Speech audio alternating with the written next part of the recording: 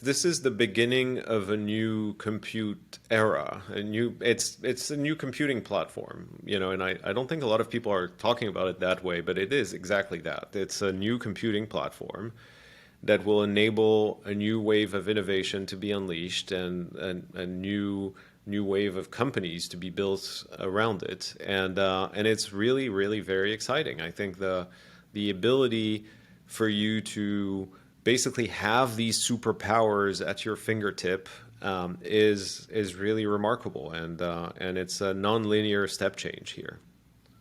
Can I ask, how are you integrating into your teams and your products with Lightspark? There are a number of things that we're thinking about, notably around plugins and around, how do we make our documentation and integrations a lot simpler.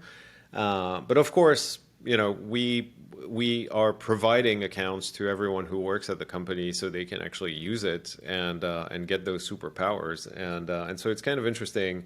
I feel like right now it's not. It's really great. At breaking down steps for coding for people who don't know how to code really well. But it's not yet great at coding. It's good at coding, but not great.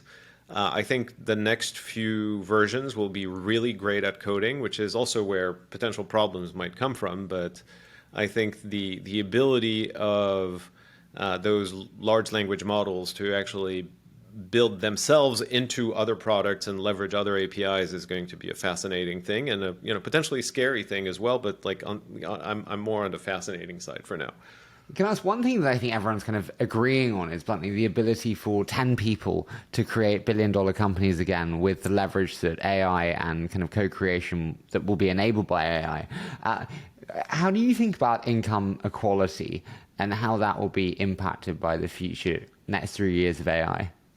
I mean, look, I think it cuts both ways. I feel like on the inequality, it's also going to be a great equalizer because think about all of the people out there that can't even defend themselves or have the ability to write the right letter to be sent to the right governmental body or company to look after their own interests right now and typically get steamrolled over and over again by the system. Now they have, an ally that can, actually write these letters and fight for them and do all of these things. That's just one example, right? But there are millions of others.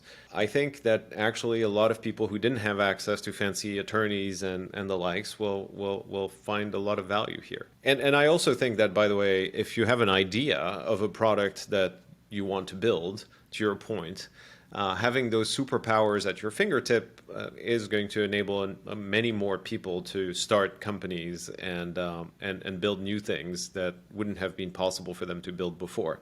So I'm a kind of glass half full person when I think about this. I think that it's more of a democratization of tools that were available to a few that is now available to almost everyone. And you can see that actually. I think the last number I saw was that, Chat GPT had over 100 million users and got to this number without network effects, like direct network effects, which is stunning. And that shows that it's a mass market product.